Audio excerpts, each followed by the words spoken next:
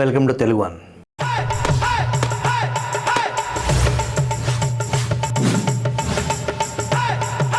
పులివెందుల నియోజకవర్గం Telugu Desam party incharge BTech Ravi తీరును నిరసిస్తూ ఎమ్మెల్సీ రామ్ గోపాల్ రెడ్డి భార్య ధర్నాకు దిగారు.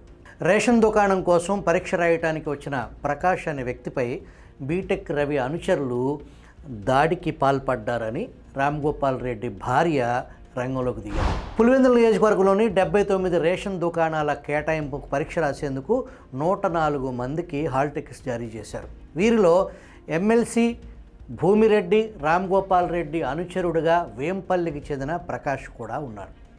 పులివెందుల్లోని అహోబిలం పాఠశాల కేంద్రంలో పరీక్ష రాసేందుకు వెళ్తున్న ప్రకాష్ను బీటెక్ రవి అనుచరులు పరీక్ష రాయనీయకుండా అడ్డుకున్నారని రామ్ గోపాల్ రెడ్డి భార్య ఉమాదేవి ఆమె అనుచరులతో కలిసి పరీక్షా కేంద్రం వద్దకు వచ్చి ధర్నా నిర్వహించారు. పులివెందుల నియోజకవర్గంలో బీటెక్ రవి ఎమ్మెల్సీ రామ్ గోపాల్ రెడ్డి మధ్య కొన్నాళ్లుగా ఆధిపత్య పోరు కొనసాగుతుంది. ఎన్డీఏ ప్రభుత్వం ఏర్పడి నుంచి వీరిద్దరూ ఎవరికి వారే అన్నట్లు వ్యవహరిస్తున్నారు.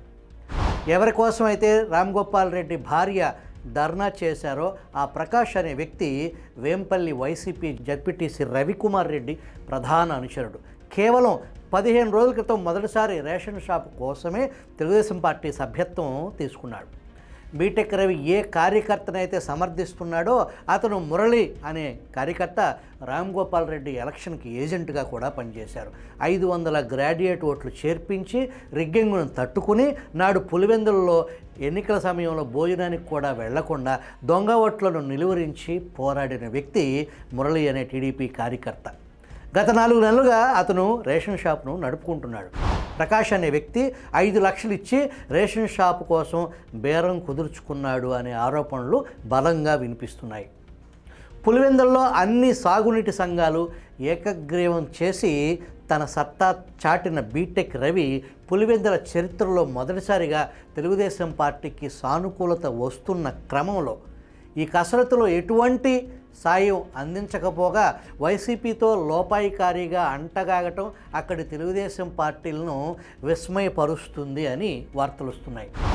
లోకల్గా ఉన్న అధికారుల మీద ఆర్టీఏ చట్టం అంటూ బెదిరింపులకు పాల్పడుతూ అధికారులు బీటెక్ రవి మాట వినకుండా ఒత్తిడి పెడుతున్నారనే ఆరోపణలు బలంగా ఉన్నాయి. రామ్ గోపాల్ రెడ్డి బీటెక్ రవికి మధ్య పోరుకు ప్రధాన కారణం మార్చిలో మంత్రివర్గ మార్పు ఉంటుంది, రవాణా మంత్రి రాంప్రసాద్ రెడ్డి స్థానంలో తనకు మంత్రి పదవి వస్తుందని అధికారులను రామ్ గోపాల్ రెడ్డి మభ్యపెడుతున్నారని జిల్లాలో జోరుగా చర్చ నడుస్తుంది. మురళి అనే టీడీపీ కార్యకర్త మొన్న జరిగిన అసెంబ్లీ ఎన్నికల్లో వైసీపీ ఏజెంట్ సతీష్ రెడ్డి అనుచరుల చేతిలో చావు దెబ్బలు తిన్నాడు. బీటెక్ రవిని అల్లరిపాలు చేసి పులివెందుల్లో ఇన్ఛార్జిగా పాగా వేయాలని రామ్ గోపాల్ రెడ్డి తీవ్రంగా ప్రయత్నిస్తున్నారు. అందులో భాగంగానే రాజకీయాలతో సంబంధం లేని తన భార్యను సింపతి యాంగిల్లో రామ్ గోపాల్ రెడ్డి సెకండ్ పాత్ర పోషిస్తున్నారని, వైసీపీ మార్కు రాజకీయాలకి రామ్ గోపాల్ రెడ్డి తెరలేపారని తెలుగుదేశం శ్రేణులు బహిరంగంగానే వ్యాఖ్యానిస్తున్నాయి. తెలుగుదేశం అధిష్టానం తక్షణం రంగంలోకి దిగి పరిస్థితిని కట్టడి చేయాలని పార్టీ సానుభూతి పరులు కోరుకుంటున్నారు.